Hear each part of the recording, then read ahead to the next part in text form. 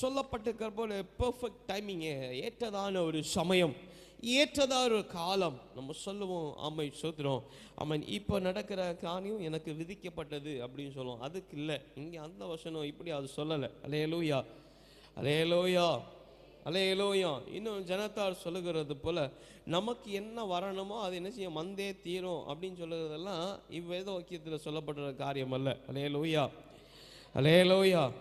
வேத வாக்கியம் சொல்லுகிறது போலவும் ஆமென், கர்த்தருடைய வார்த்தை உண்டாயிருக்கிறது போலவும் everything has a perfect timing. அல்லேலூயா, அல்லேலூயா, அல்லேலூயா. கர்த்தர் செய்கிறதற்கும் நாம் பெற்றுக்கொள்வதற்கும் ஏற்றதொரு காலம் உண்டு. அல்லேலூயா, ஏற்றதொரு சமயம் உண்டு. அல்லேலூயா.